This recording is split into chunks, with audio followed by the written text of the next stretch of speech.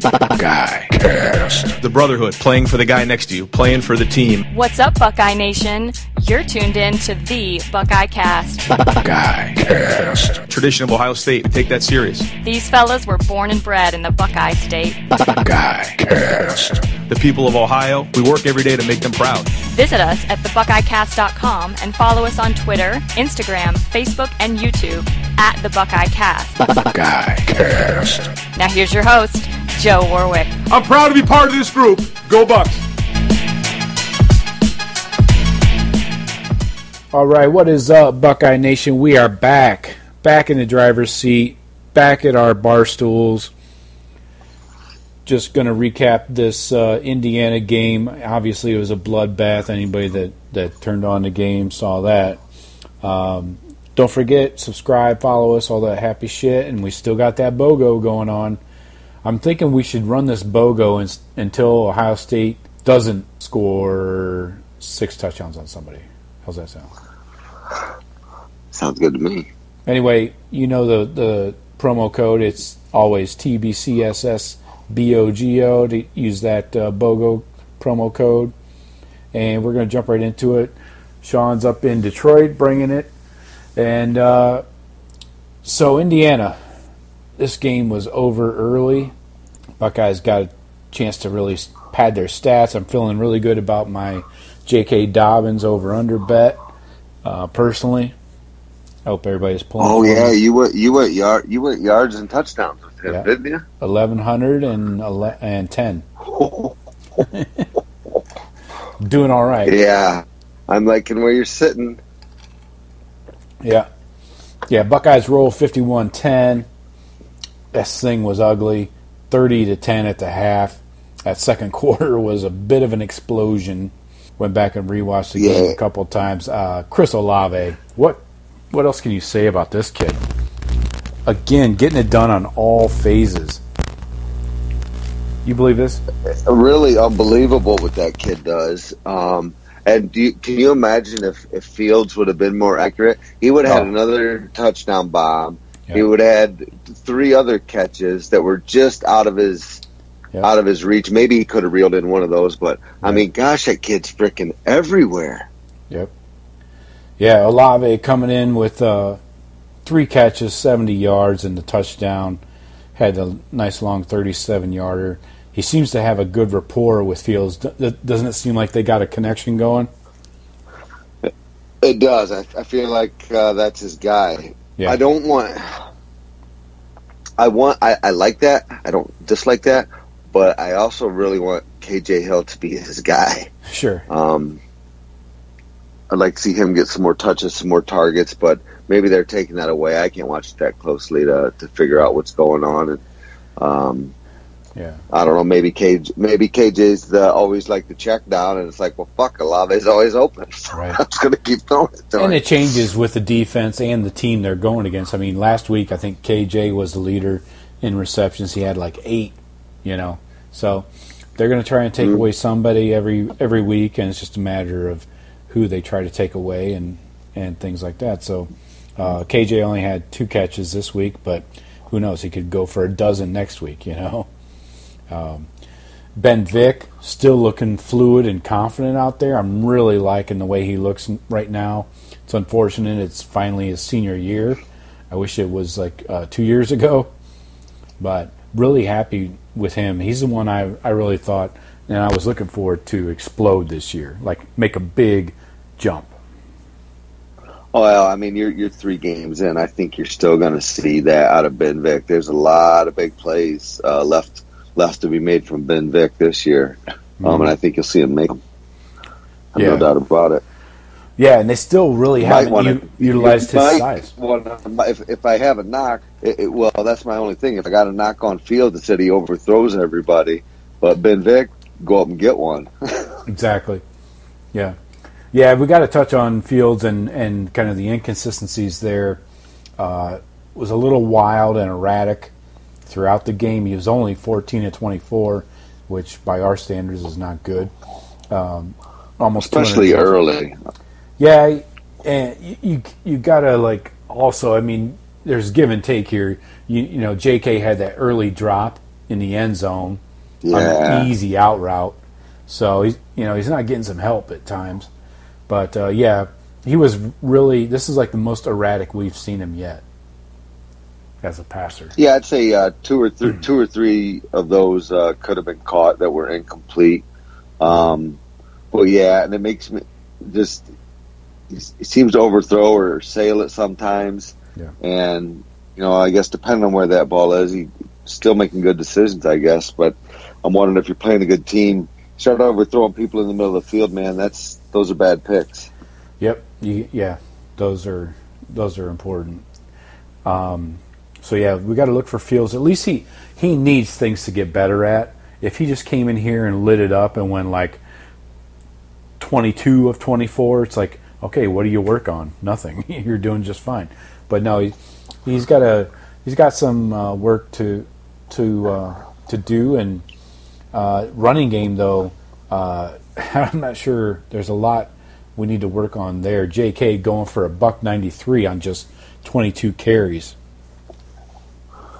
Man, that was a sight to behold. Yeah. And Master Teague coming in behind him and blasting. And, hats off to Dobbins, obviously player of the game, just totally balled out. That one touchdown run was sick. Yeah. I mean, that's one of the best runs I've ever seen. I mean, he was just refusing to go down on that play. Right. I mean, unbelievable. But also hats off to that O-line. That O-line is, I think, we've always had talented O-line, but when they're different, when they're the best, they got a little bit of an attitude and they're nasty. And I think Josh Meyer and those boys got a little nastiness to them.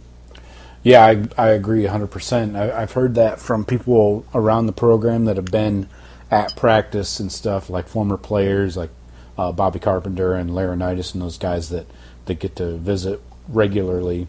They're saying this O-line unit is grimy and kind of the old school slobs. Yeah.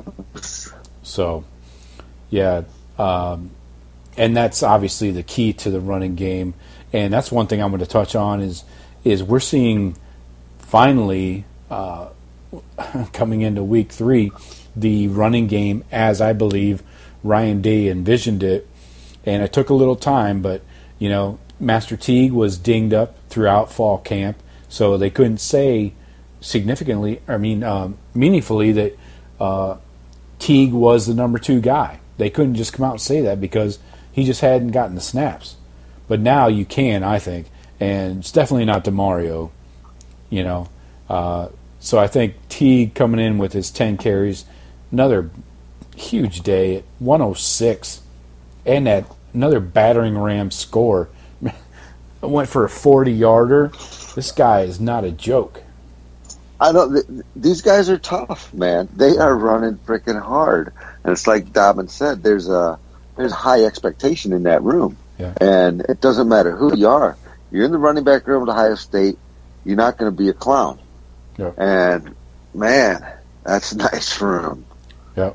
It's a lot of tradition, and it's good to see a leader like Dobbins stepping up and maintaining that tradition because it's important. Yeah, so, quickly looking forward, I don't want to jump into next week's game yet, but so this really begs the question, what does the future hold for DeMario? How does he get on the field and make a difference?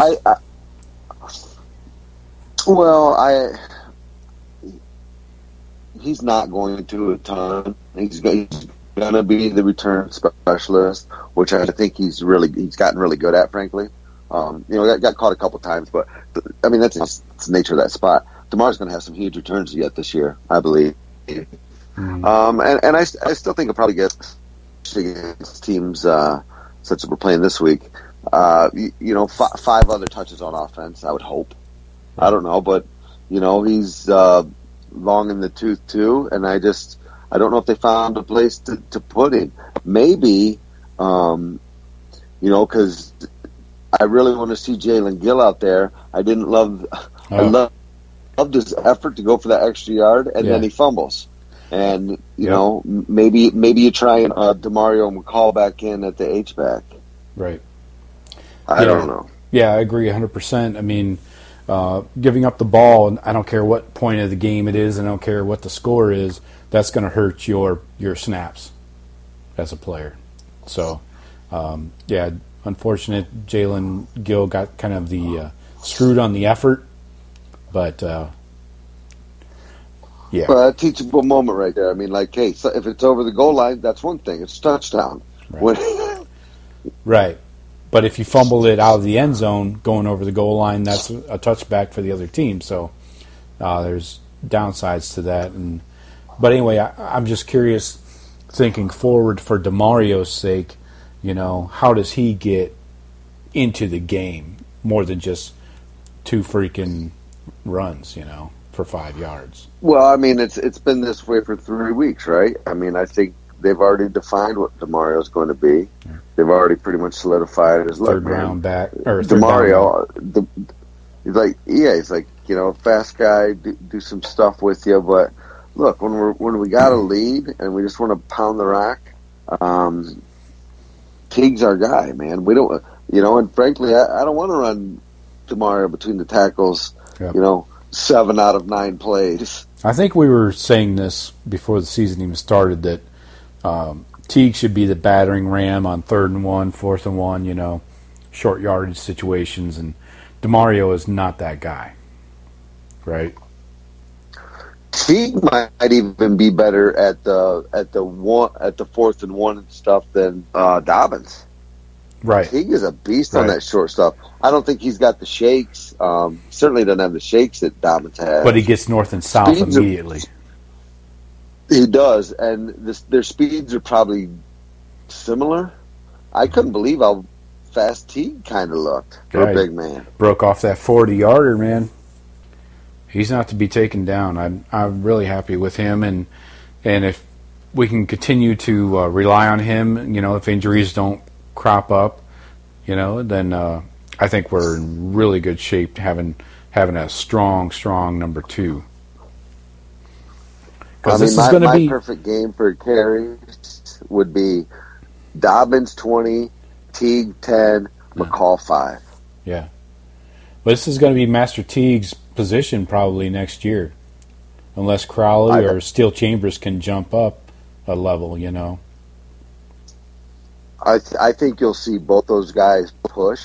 I think they've got a little bit different skill set than Teague. Mm-hmm. And then we like to run so much. I want to see Ohio State play up-tempo, but run it, 35 times a game. I don't want to give one back 35 carries. Right. So, I never really want to go much over, 20, 25 unless it's needed in a big game.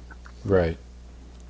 Yeah, and that's another thing that's going to change, from week to week, depending on who the opponent is, what the game situation is, So, for example, this week, we only threw for fucking 214 yards, but we ran for 306, and a lot of that was salting the game away in the second half on the rushing aspect, So, yeah, it really depends on week to week what you need to do to win, really, right?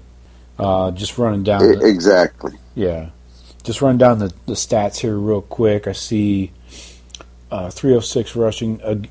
This is like our worst week of penalties, but it's only 5 for 45, and I'll take that. We've been doing like pretty well with 2 or 3 per week up to this point, which is crazy. I mean, were we ever under 7 during the Meyer era? I'm not sure we were ever in a game under double digits, for Christ's sake. Shit. And a lot of it might be due to Isaiah Prince moving on, Michael Jordan moving on. Well, but Demetrius Knox, 30 to 40% of it. Yeah, and I think bringing in a new secondary coach that gets guys to turn around. Yeah, right. Arnett's still handsy, though. He can't help it.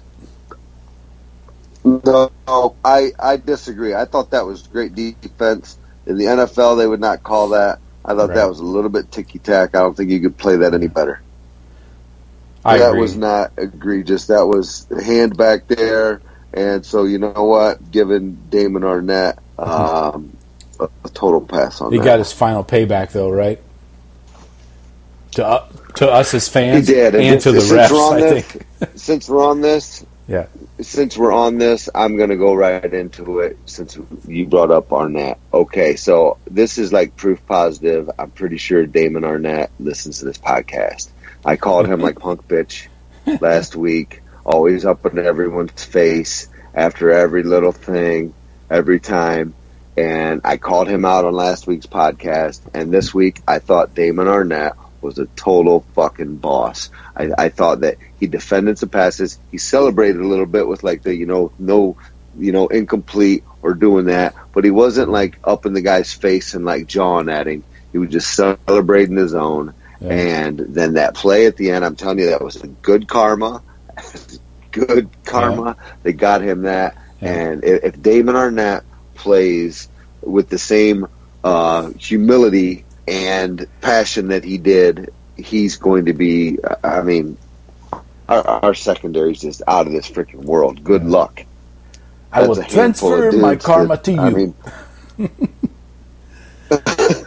Akuda, Wade, Arnett, Fuller, good gosh. Well, if Arnett is listening, I want to say, Damon, from my heart, I have always been a huge fan. I've never talked you down. It's always been Shawn. Okay? It always has been me. You know what? And good for you. Hey, I'll eat some crow, bro. I'm down with your game right now. Keep it up. Yeah, if you're going to deliver 97-yard INTs for TDs. Now, when we get to the Michigan game, feel free to ignore my advice and you can get in there. Okay, Asper Jones. Mm-hmm. I will transfer my karma to you. Hey, do you like yoga instructor gets his ass kicked? Because that's my favorite move. Couples retreat quote. Yoga instructor gets his ass kicked. Yeah. Vince Vaughn, John Favreau. Anyway, yeah, we'll close up this coverage of the Indiana game. Receiving. Well, you can't close it out without talking about Chase Young. Right. Chase the Beast. 2 more sacks. He's on another level. Like I've said before, this guy continues to take his game to another level. He's definitely going to break the sacks record for the Buckeyes this year. Don't jinx him like that. I don't see anything stopping him. Don't jinx him like that. Oh, dude. He's getting like 1.5 a game. I don't really see much stopping him either. You sent me a text the other day, is he better than the Bosas? Yeah. And when you sent that text, it was before this game. And I was like, I'm not sure about that. After this game, yeah, I'm kind of leaning like he could be. I'm not saying he is yet, but this year could be because the guy, it seems like he's taking control of that D-end room, and they all feed off one another. He's just as happy when another guy gets one. He's engaged. He's not just sitting over there waiting to count his money, being a top 3 pick. He's engaged. Yeah. He's a leader, and he's a fucking beast. And, I don't know what teams are going to do to stop him because he don't quit. And not only did he have the 2 sacks this week, but he causes a lot more ruckus than that. Oh yeah, he's making tackles on out toward the flat. Getting out there. They're running zone blitzes and putting him out in coverage. He's snuffing out the screen passes. Mm-hmm. The kid's got all the tools.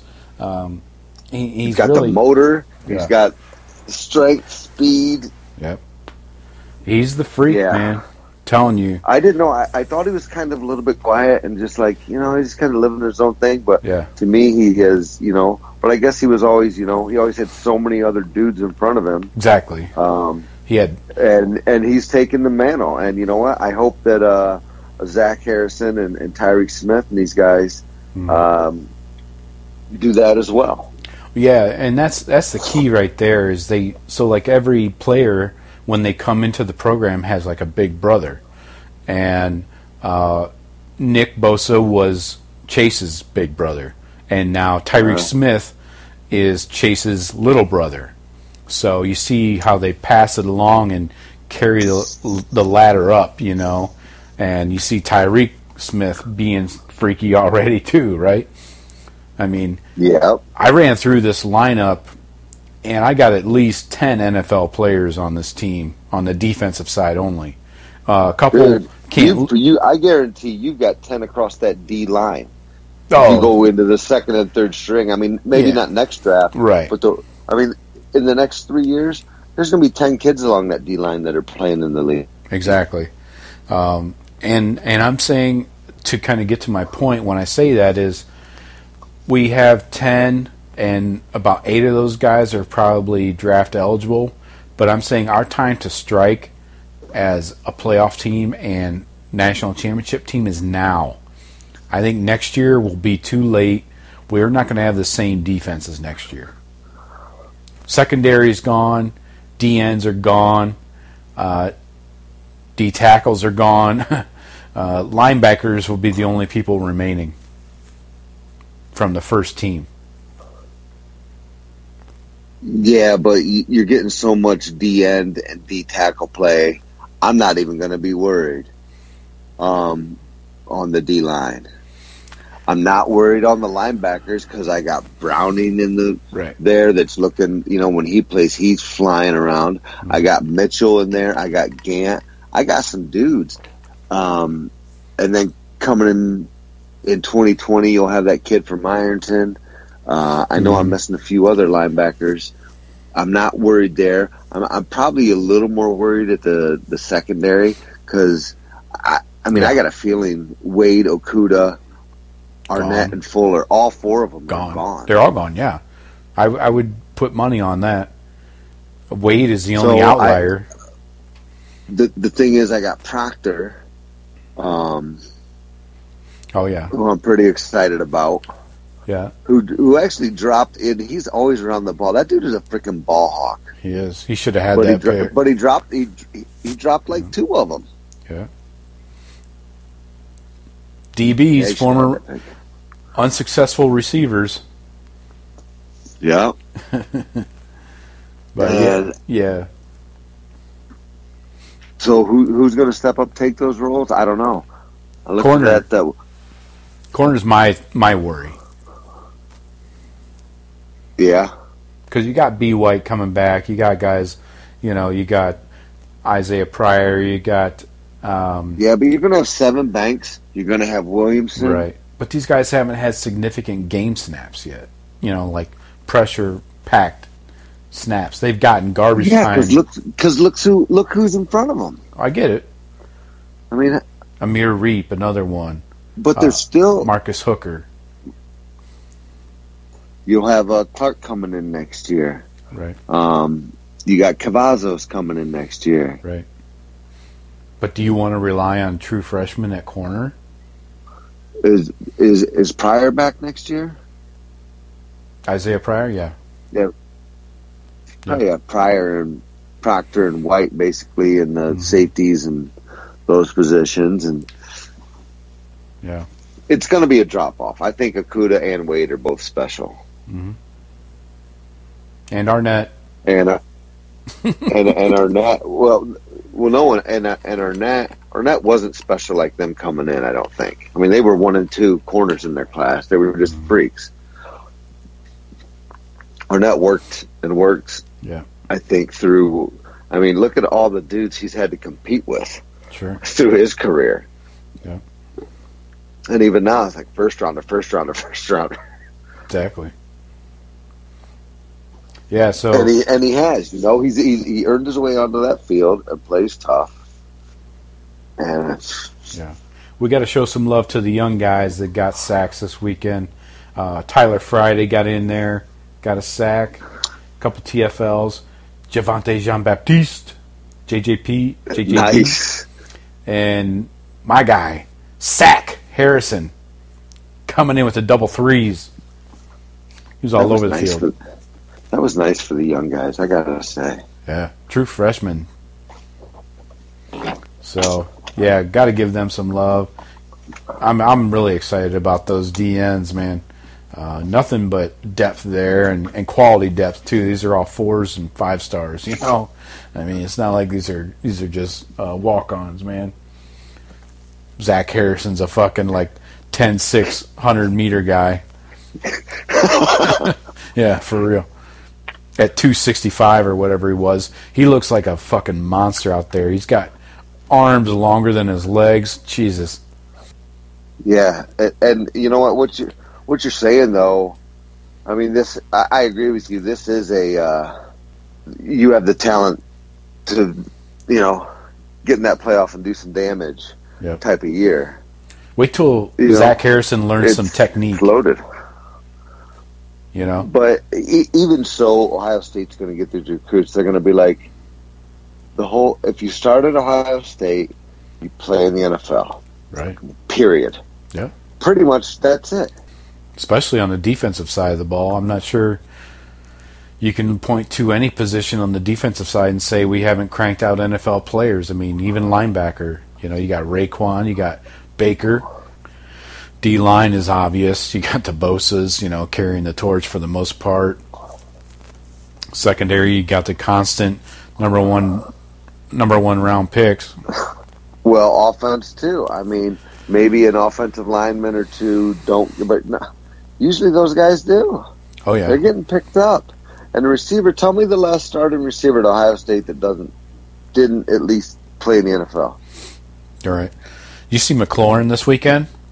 He's quickly become Washington's go-to receiver, and that's with fucking Case Keenum as their quarterback. I can believe that.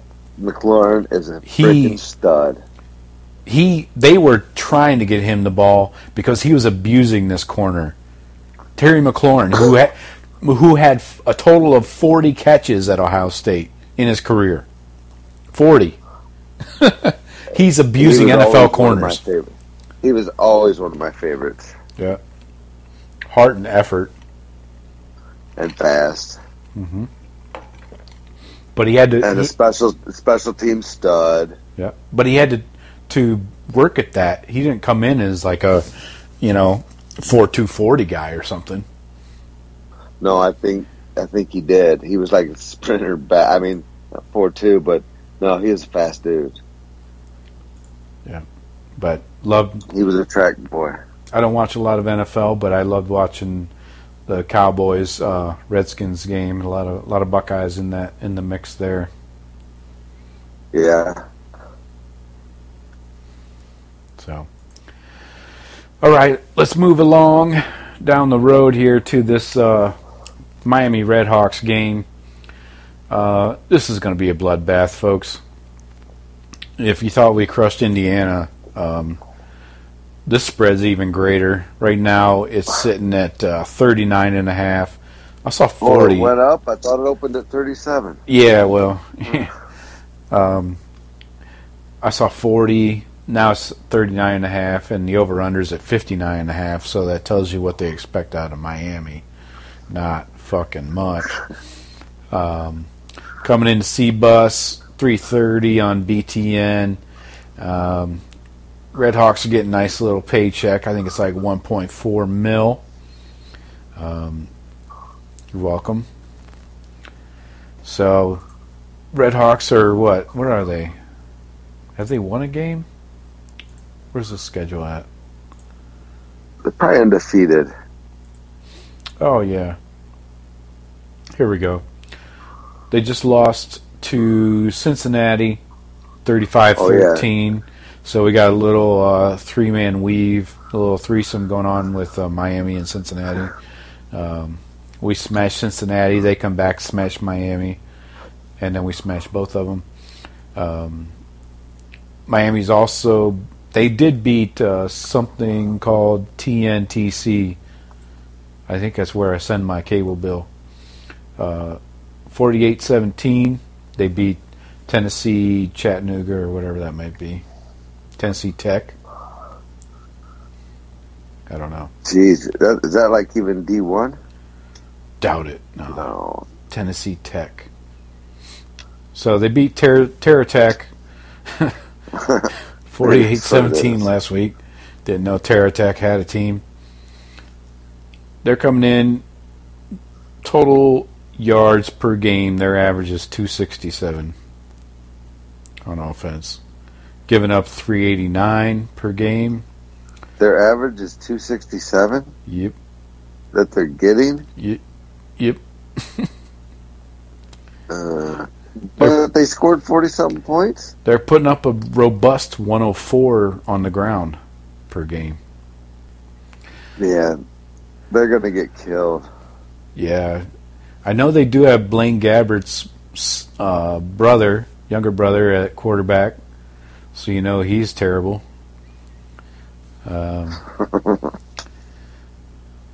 Yeah. That's about all I know about these guys. This is not good. I think we cover this game outside of weather. I mean, Miami needs to do like a rain dance and just pray that there's a delay. I don't even think that's going to help them. I think we just run it down their throat. Yeah. Yeah, this is a game where you get Justin Fields and starters out early, probably out by a third quarter, and just let Chugs and Gunnar Hoke salt the game away with the help from Steel Chambers and Crowley, you know. So, like I mentioned, Buckeyes favored by 39.5, 59.5 over/under. Shawn, do you want to stick to your score prediction of 62-17? I was looking at that. I know I had 62-17. I would like to stay with the 62 on the Buckeye side and drop them to 10. All right. So defense is impressing you lately, huh? They are. The defense is maybe on a lot of these games I'd take it down. But the defense to me, I love it. I do. I love it. It's been playing great. I like it. I love it. I want some more of it. Yeah, My boy P. Werner balling out. Oh, yeah. Out there in front of the home crowd last week. 70-10 is my prediction. I'm going to stick with that one from a month ago. I think the 10 is all junk garbage points, you know, late fourth quarter. 2s and 3s are in the game probably. I mean, Indiana didn't score a touchdown. Fleet, whatever, man. Right. Yeah, I was hoping for back-to-back shutouts, but, you know, what do you expect? Those are D1 athletes. It's all right. So, looking at our microscopes, who do you have on your microscope on offense? Really nobody in this game. Whoever. It's Miami. I expect it to go pretty smoothly the whole way around. Mm-hmm. Just don't want to see any. I guess I'll pick Garrett Wilson. Young guy, I think he'll get in early, get a lot of reps. I looked at his play count. He got a lot of reps last week. So I'd like to see a few more targets with him. You know, maybe that kid's valuable down the stretch. I think he's got some playing to do. So I guess if I had to pick someone in a blowout game, I'd like to see him get a little more active because, I mean, I don't think you're redshirting that kid. I mean. Right. No, it's going to be too late for that very soon. Well, this is once after this game, you'd have to call it, and I don't see him doing that. Yeah. I can't call it. I'm going tight end. I think tight ends have been ignored for the last 2 weeks. Jeremy Rucker is my guy on offense. Unpopular, I know, with the coaching staff, but I think when they have a great breakout, game 1, week 1, it's like, let's go back to them. Let's not forget about those boys. They need, they do all the hard blocking up front. Especially Ruckert. He's shown that he can block and catch.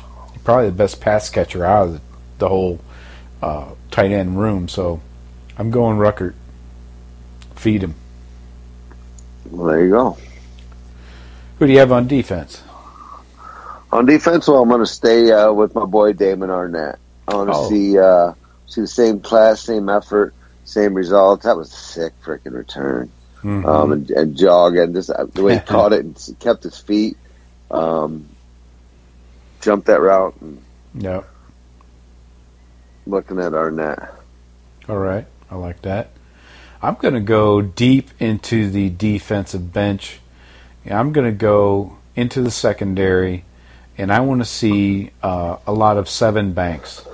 I think he's our best backup corner. He's gotten a lot of playing time, especially on special teams, in the last couple of years. But I want to see him in a significant defensive role covering somebody. You know, I don't want to just see him on punt block or punt return. I want to see him actually putting in a lot of reps at corner. The starters get all the attention all the time. I want some young guys to get some attention. Yeah, this should be the game that they do. I think this will be a huge evaluation game. You know, almost like a 3 games in. All right, now you got a preseason game wrapped up in here. Let's take a look at a lot of the young guys, see what decisions we want to make as far as red shirts and that. You know, anybody who can play is going to play this game that's young. And you know what? There's 8 or 9 true freshmen that got reps this year, right? Might be more than that. Oh yeah. I would be surprised if 6 of those 8 or 9 don't get a red shirt. I would assume most of them would, unless we absolutely need them at their position. But yeah, I want to see some depth building. You know, I want to see guys, you know, getting experience that we're going to need late this year and going into early next year. Agreed. It's all about building for next year and keeping that going. Because, you know, they get in there and, you know, they're just, it's a little bit sloppy. It's not in sync, and they need to get that game speed and that experience. So yeah, we don't want to end up with some of those Michigan State games where Gary and Connolly's getting abused because he's the young guy. You know, right? That's why he goes on to become a stud. Well, yeah, it's great, but not in that moment. Right. So, yeah, let's get him baptism early, and hopefully it works out down the road. So let's recap this week 3, and you know, I realize, you know, it's funny how there were basically no matchups of ranked teams. I don't think there was a single matchup of ranked teams, but it seemed to be like the biggest clusterfuck of losses by teams that were favored, especially in the Big Ten. Big Ten is imploding upon itself as it want to do. What do you think, Shawn? Where do you want to start? You want to start up in your great state of Sparty-land, or you want to? Yeah, I think I might as well get that out of the way. It was at a party. People are there. I thought, you know, I said, hey, turn that TV on to get a little background. And so I got into it there at the last quarter. For the ambiance. And, you know, exactly. And then, you know, Sparty's defense, which looks lights out, lets them drive down in like a minute and score a touchdown. Yeah. And D'Antonio makes like back-to-back timeout calls on, I don't know if it was their 4th and 15 play, and they back like 8 guys so far out that the quarterback scrambles for 15, or actually scrambles for about 17, 18. Yeah. You know, uncontested, and they end up scoring the touchdown going up, so I think, okay, game's over there. And then Sparty somehow drives it down there, gets in field goal range. They don't got any timeouts left because they burnt the 2 on the 4th and 15 play. And they got 12 guys out there. Yep. And, you know, how the hell, you're either on the field goal unit or you're not on the field goal unit. Yeah, how does that change? You Yeah, shit happens, and I think D'Antonio ran him out there late. No one knows what the fuck's going on. But also then on the one replay, the dude jumps over the center, like dives over the thing, but that's not reviewable. Right. And D'Antonio's all pissed off. Yeah. Sparty's fucked. That offense. If you gotta rely on that kicker to win you games 9-7. I thought Sparty had turned it around, had a good look against Western Michigan. They're in big trouble.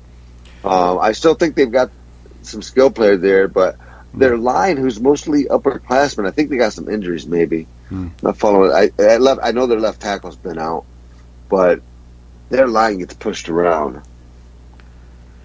Yeah, only running for $113 is not Sparty football. Lewerke putting up 291, not great numbers, 24 of 38. I mean, obviously you had to whip it around a lot, and like you mentioned, but you can't get a score though. Right, 0 exactly. touchdowns on that, by the way. I'm guessing a lot of those throws had to come late in the game, right? Yeah, a couple late for sure. Yeah.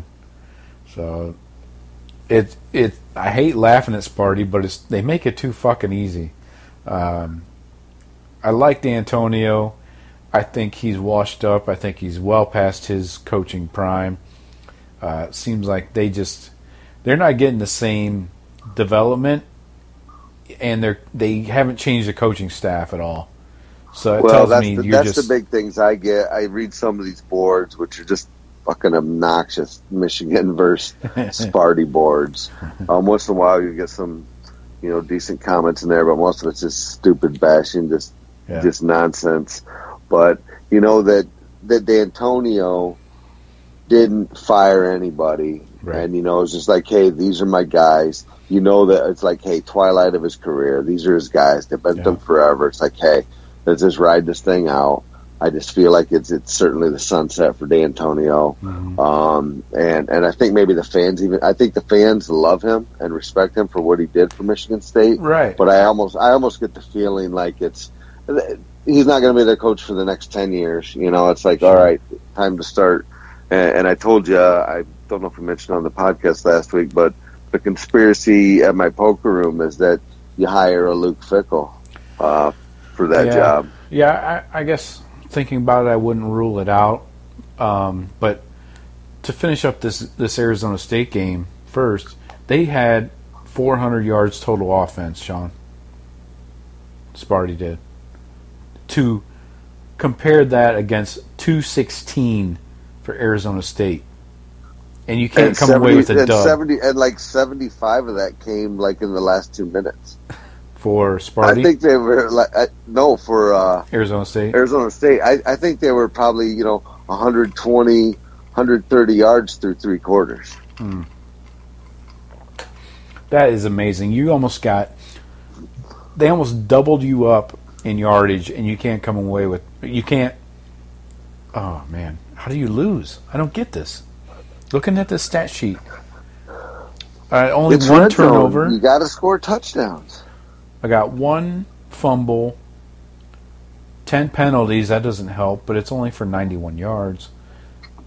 When you double up the opponent's offensive output, you got to put points up. I've heard some speculation that D'Antonio is basically out because he wants to get this record for career wins as a head coach at Michigan State, and then he's going to check out after this year. I could see that. And the thing is, I don't know if he did his guys any big favors by not firing them, letting them go find different jobs. Because, I mean, you think whoever they bring in is going to keep that staff? I mean, heck, Fickell probably knows a lot of those guys. Maybe he would keep some of them. I don't know, man. Well, Marcus Freeman would be Fickell's D coordinator, so that means Mike Tressel's out, and who else is in there? Jim Bowman is the offensive coordinator, right? I don't know. I think so. Former O-line I don't coach. think they have an offensive coordinator from what I've seen. Yeah. Shit show coordinator. Sparty falls early and could be often. I don't think they're going to get well soon, just looking at their schedule here. Got Northwestern at Northwestern coming up next week.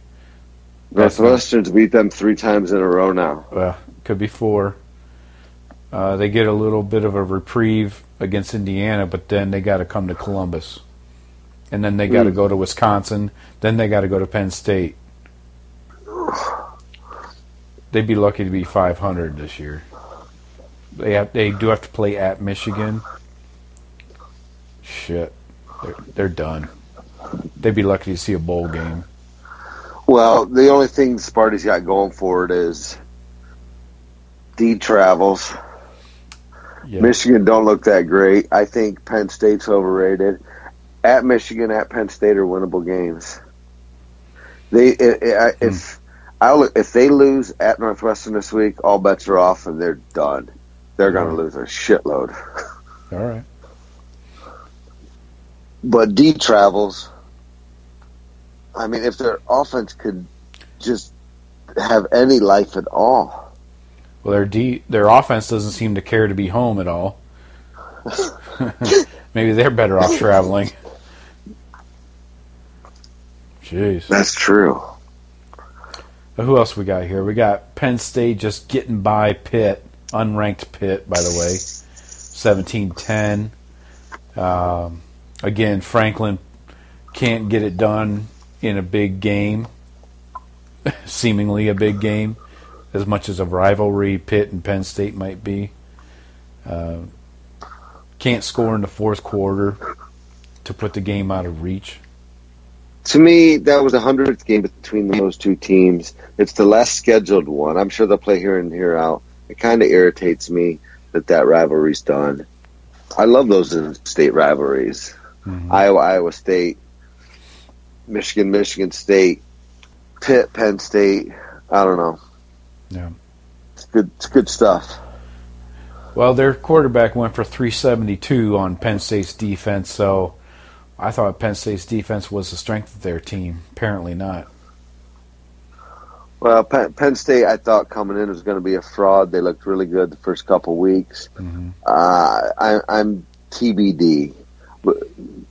I don't think they're as bad as I thought they were going to be, but I don't know if they're as good as everyone thinks they are. And they come to Columbus, I believe. Yeah. That's going to be trouble for them and that new quarterback. Yeah, Clifford went for 222, no touchdowns, no interceptions, only 14 of 30, though, so he seems very inconsistent. Running backs, they got this Journey Brown. Never heard of this kid. 10 carries, 100 yards. Noah Kane, we've heard of him. Devin Ford, we've heard of him. But those two guys only combined for like 50 yards. Did have a couple touchdowns, but... that Noah Kane looked good. I saw some highlights. Actually, I think I saw the BTN 60-minute version of that game. Mm-hmm. That Kane looks pretty good.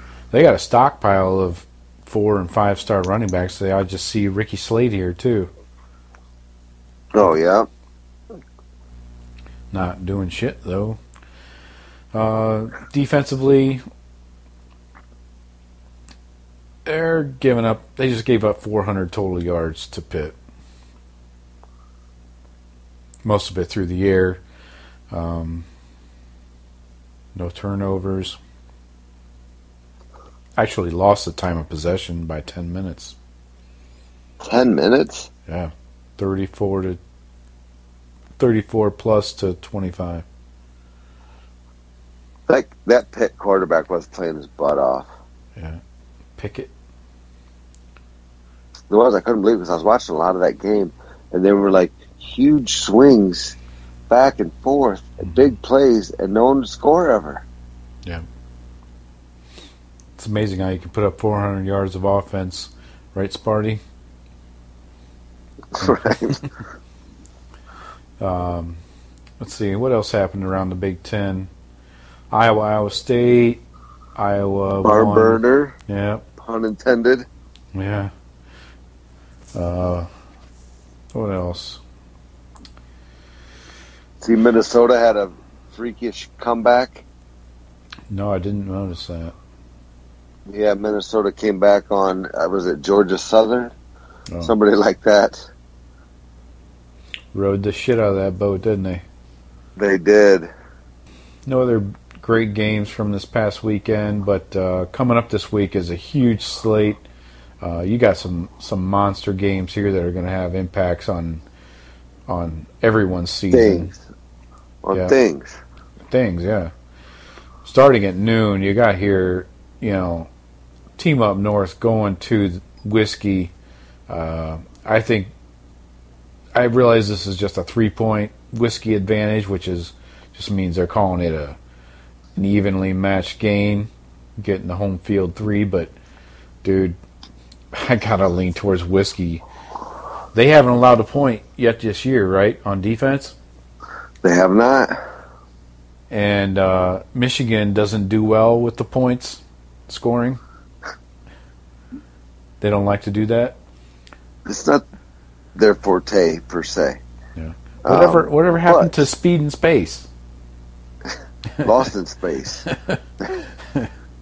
They're doing speed while in space. Yeah. I think they got the Peoples Jones back. Oh. He's a stud. Okay, yeah. That's huge for them. Are they getting someone else back maybe? Well, I can't remember. We'll see. I don't know. Right? I can't believe that Wisconsin's got 2 shutouts. I mean, well, to me that's pretty impressive that all your kids have kind of bought in. Yeah. And you're playing disciplined football. Consider Everybody the fucking opponents though, dude. USF and Central Michigan. That USF game was a rain-soaked delay. That game didn't start for like an hour after the start time, and USF is horrible. Charlie Strong's the coach, and Central Michigan. I mean, it's fucking Central Michigan. So I don't give a lot of credence to the 2 blowout shutouts. Well, that's what I'm saying. I don't either. So we're going to find out. I think it's going to be a good football game. I think it's a big football game for both teams. If Michigan loses here, they'll go into panic mode and they'll lose 2 or 3 more. Oh yeah, I could see them going into a slide. And Whiskey could lose here, and it doesn't ruin them. But this would be a big signature win. Oh yeah. Yeah, both are ranked very close to one another. Actually, Michigan's 11, Whiskey's 13. It's easy. I guess it's easy to look good and fast on a defense if you're flying around against Central Michigan and making plays against USF. But we'll see. I'm concerned with Whiskey's quarterback, that Jack Cohn. I know he threw for like 400 yards last week against Central Michigan, but again, you got to consider the opponent, man. Still, you got to be hitting kids too. Yeah. I realize you're making plays. We'll see. I think I'm leaning Whiskey on that one. I think I give them the whole home field advantage, and I might even take them with the spread, with the 3. Well, Harbaugh doesn't have a great record of going on the road against ranked opponents, as far as I remember. Ranked opponents in general. Yep. It's like what, 1 in 10? Could be 1 in 11. And everyone's cooled down a little bit, but after the Army game, everyone's like, "Hey, what the fuck?" Yeah. Josh Gaddis, new mastermind of our high-powered offense. I don't know if it's his problem yet. I mean, I saw in that overtime against Army, they ran like 3 dives in a row. I don't think that's Gaddis's speed in space mentality. I know. I mean, it looks a lot like Jim Harbaugh's offense last year. Exactly. So I think somebody might still be pulling the puppet strings on that one. But I think Harbaugh's such an ego. He's like, you know what? I want to do it. I'm the best. I'm going to do it. And you just do what I say. Yep. Yeah. And don't ask Josh Gaddis, because he'll tell you that he called all the plays last year at Alabama. Oh, yeah? Mm-hmm. Does anyone else say that except Josh Gaddis? No, he's the only one. Mike Loxley, coach at Maryland now, actually was the offensive coordinator. And he said it straight. He said Josh made suggestions. The guy's never called a play in his life at any level or team. So Josh was probably last year saying, hey, why don't we run this? Yeah. And somebody says, his no, boss fuck you. Loxley, right, and his boss Loxley sometimes would say yes and sometimes would say no. Right. I make suggestions all the time. Right, and when he says no, he's like, well, try this. He's like, no. No. Like, well, how about this? Okay, we'll try that. Yeah. And then he says, well, that was a great idea or that was a dumb idea. Right. So, yeah. Just like I make suggestions to people. Most of the time, they don't listen to them. Because they're so negative most of the time. Right. The big game this week, though, is the night game, and I'm going to have to clear my fucking calendar. Notre Dame going down south to Georgia. This is a monster. The spread, I can't even comprehend. And I'm definitely taking the Irish, even though I don't like cheering for them most of the time. 13.5, Georgia's favored. I realize it's home. I haven't really watched those other games, but the scores and what I read about it, I don't know if there's...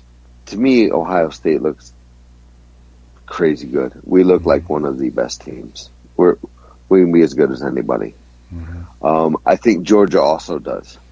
I haven't watched them like I've watched the Buckeyes and some of the Big Ten football, but I don't know. I think Notre Dame is like Michigan, always perennially overranked a little bit. Yeah, it's going to be tough for them. Yeah. I don't know, man. Georgia's played nobody yet. They played Vandy, beat them 30-6. That's fucking Vandy, by the way. 30-6. They beat Murray State 63-17, and then they beat Arkansas State. So, haven't been challenged yet. I realize they got a lot of studs coming back, and Jake Fromm is still the quarterback. I get all that. I think that spread sounds really aggressive. Well, why? What's Notre Dame done? Notre Dame actually played Louisville, at Louisville. That was a night game, and I watched that one, actually. That was a ball game in the first half, and Notre Dame pulled away. And they have a lot of good receivers. Ian Book is a really mobile quarterback that can make plays. I think that they are underestimated by that 13.5 spread, personally. Their defense will be the huge question mark. You know, can they hang with Georgia's playmakers? And Georgia will have plenty of those guys. Georgia's got speed. Yeah. They got Fromm throwing it. I don't think Notre Dame can. Okay. You think that will be the game? That will be the game. I didn't even know the game was going on. I'm glad you told me. Jesus. They played in South Bend last year, and Georgia won. It was a tight game. Yeah. I vaguely remember that. Yeah. So I think 13.5 just sounds like way too much for two quality D1 schools, you know. So we'll find out. Notre Dame's currently number 7, Georgia number 3. A loss by Georgia almost certainly knocks them out of any kind of playoff contention if they had a whiff. Even if they do make it to the SEC championship game. Georgia. No. A loss? And playing if they, Bama in the SEC championship game? No, if they lose here and run the table, they're in. So you're calling for 2 SEC teams make it to the playoff? No. No, I'm not. Then what are you saying? I'm calling for Georgia. Georgia would make it in that case. Georgia or Bama, one or the other. Clemson, of course, because they... And Utah. And Ohio State's 5th again, and it blows out Washington State in the Rose Bowl again. Oh, fuck. And... Or Oklahoma, or whoever. We just can't lose. If we don't lose, we're in. Yeah, I was just speaking about Georgia specifically. I'm saying if they lose against Notre Dame, and then they're probably going to lose in the SEC championship game.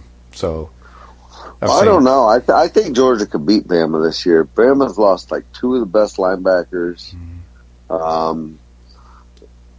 They just lost another D lineman. Did they really? Yeah. Yeah, so to me, Bama's very vulnerable this year. I would not be surprised if they don't win SEC this year. Okay. At all. Of course, they're loaded everywhere, but you know what? So's Ohio State. But kids that haven't played are kids that haven't played, and nothing you can do about that. Clemson continues their gauntlet of a schedule here against. They got Charlotte coming up. Didn't know Charlotte had a team. You sure it isn't the Carolina Panthers? Anyway, other big games. You got blah blah blah blah blah blah blah. Does they even play Does Clemson play Notre Dame? No. See, and Notre Dame is supposed to be like at least basketball, like pseudo in the ACC, right? Right. And then they don't even play Clemson. That's just dumb. Yeah, they don't have FSU, Clemson. They may have a Syracuse or something like that this year. I don't know. But the other big game that kind of caught my eye, I realize Oklahoma State's not ranked, but they are 3-0, and they're going against Texas this week at Texas. And it's always a high-scoring affair, so it's entertaining if nothing else. And Texas needs to bounce back after that LSU loss at home. So I'm saying that one could be very interesting. Texas played their butt off in that game. It was a great game, both sides. It really was. No, we bag on Herman, and always will. Rightfully so. Right. But Texas played their butts off. Joey Burrow obviously played his butt off, and did again. Gosh, would I see his height? Did you send me that text? His Heisman odds went from like something crazy down to 200 to 1 down to 5 to 1. Did you see his numbers last week? It was like ridiculous. Yeah, it was like 475 passing on like 30 of 34 or something stupid. If they can keep a defense there in LSU, they got a hell of a team. They do. I mean, and don't be surprised if they beat Alabama. No, they could beat Alabama. I would definitely take them. Whatever the spread is, I'm gonna put my money on LSU. So, yeah. But Texas dropped down to number 12. Put up a great fight against LSU, but they haven't really been challenged yet. They played Rice. They played La Tech, I think. And these Big 12 games are always, fucking, 60, 70 point game, over-unders. So, entertaining if nothing else. We'll see what old Tom Herman's got under the tank as far as bouncing back. Another good game is Auburn versus A&M. This is an SEC game. Both are ranked technically, but barely, especially A&M. Didn't A&M get blown out already by somebody? Oh, yeah, they got a loss. Auburn is 3-0. A&M lost to Clemson 2 weeks ago. Yeah, Clemson just destroyed them. Yeah, it wasn't even close. Score was low scoring. It was 24-10, but that wasn't really much of a ball game in my opinion.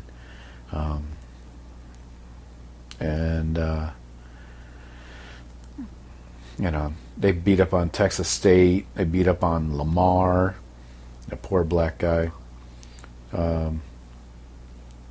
So Auburn's done nothing. Beat Oregon. Beat Tulane. Beat Kent. I beat Oregon. That's solid. That was a good one. That actually came down to the head coach for Oregon making some bonehead calls on timeouts and play calling late at the end of the game. So, but they came back on that. Wasn't Oregon kind of blowing them out? I mean, look, they were up by a couple scores there for a while. Yeah, they scored 2 touchdowns in the fourth quarter. Yeah. Again, I think Oregon's head coach just made some terrible decisions at the end of the game and clock management stuff. And he has a history of that anyways. So, not sure it really makes Auburn look that great. Especially when you got, access to talent like Auburn does versus Oregon. What do you mean Oregon? I think Auburn's in a target-rich environment, but they only have to compete with Bama and Georgia and LSU and Florida. I mean, it's right. But I'm talking tough for Auburn. Depth and size in the trenches on both sides of the ball. You can't contend with it when you're an Oregon team. You don't have big dudes like that up anywhere near the Northwest or West Coast. California unless you get them Hawaiians. The Hawaiians. They're usually shorter though. They're good on the D line. Yeah. Togi eye. Exactly. So those are some good ones coming up this weekend. Utah, USC. USC moves one step closer to hiring Herb with a loss there, probably. That's about it, really. The noon game and then the 8 o'clock are probably the highlights outside of the Buckeyes. Noon with Michigan Whiskey, and 8 o'clock is Notre Dame, Georgia. I'll be up north for a soccer tournament, so it's a good week to be out of town. Yeah. Don't really care if I see this one. I'll watch it later. It'll be Buckeyes and blowout. For sure. Yeah, it's another one of those weeks where you just try to stay healthy and not get beat up or anything, and get ready for Big Ten season, because we got Nebraska coming up next. Who's starting to look better. Yeah, better, closer, warmer, but still not super concerned about yet. Our defense is well. Ohio State's always got the best team on the field. It's whether they can maintain the intensity and the focus, which the last couple of years they've lost in stupid games. Mm-hmm. I feel like this team is aware of that and feels like they've got a chance to do the unthinkable. Mm-hmm. And if you're going to do that, it takes constant focus. You can't sleep on any of these teams. This one you probably can't sleep on. But the rest after this one and Rutgers, you can't sleep on any of the other ones. We don't play Illinois, right? You sleep on Illinois, too. Oh, Jesus. Are you serious? So, this team seems focused to me, and they're going to bring it every game. Yep. And try and get better. And I don't see a trap game for us. I don't think that exists with this coaching staff and the mindset with this team. I think the focus is there evenly week to week. There's no highs and lows. It's not so much of a roller coaster, at least not yet. So I feel like it's a very even keel, week-to-week focus. Yeah, it's business. Mm-hmm. Never personal. Man, don't you love watching that D? Everyone's running to the ball. It's Yep. This is more of a team than we've seen recently, honestly. I mean, I feel like it's a more cohesive unit that's just getting stronger. You know, especially on defense. It's not just a couple of athletes flying around making plays. You know, guys are playing together more. Well, it's like you said, because a lot of these guys are going to be gone next year, and I think there's a lot of leadership. There's a lot of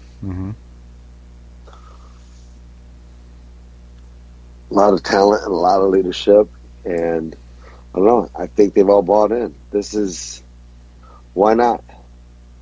Why not win that thing? Yeah. There's only one thing left to do.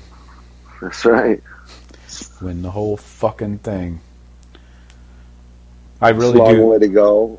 Yeah. You know, Fields needs to tighten it up. Yeah. But right now, they look as good as anybody. I mean, that was a Big Ten team. Yep. That Ohio State just said, And I thought, you know, Indiana's given us, you know, a little bit of headaches the past few years. Mm-hmm. Yeah, they've hung with us anyway. Put some points up. Yeah. So, yeah, this is not the same defense we've seen the last 2 years, and that's the key for me. That's why I think this team is the strongest, and this is our time to strike because of the defense. I feel the offense is never going to struggle because Ryan Day is going to put the players in the position. He's an excellent play caller. They've got so many different options to go to. If one guy isn't making plays, they can move on to like 2, 3, and 4 options. So I feel really strong about the offense. I think the defense is now in that mode where we're getting back to the silver bullets, and I'm not concerned. I think that they're the strongest they've been in a long time. I agree. They're flying around. They seem hungry. They all seem to support each other. It looks like they've all bought in, man. Exactly. It's deep. Yeah. Yeah, and the coaches you can't underestimate. I think Jeff Hafley is the most influential in this new defense. I think he's the one that's really, I know he's supposed to be co-defensive coordinator with Madison, but I think it's more of his scheming in the back seven that's really making the difference. I don't know what it is, but so far I like it. Yeah. But again, maybe we haven't been tested that much either. Yeah, you could say that. And we're not going to be tested this week. Right. They probably get a better test in practice, honestly. Oh, definitely. It's just game speed, and do you work it out and do you execute? Just got to execute. All right, folks. We've got another big week of Buckeye football coming at you. We've got Nebraska the week after this, so not to look ahead. Then we got a bye week after that, I believe. So let's go out here and smash these Red Hawks and maybe get in early and watch some other games. Shawn, thank you very much for your time. Sir. Folks, thank you for joining us as always. And don't forget to hit the website. Pick up a couple of T-shirts. 2 for $35, Shawn. Can you beat a deal like that? I don't think you can beat a deal like that. That's $17.50 a shirt. Good luck finding it. That's yeah. It's nice fabric. I forget what it's made of, but it feels nice. It's a tri-blend. That's 3 different fabrics, Shawn.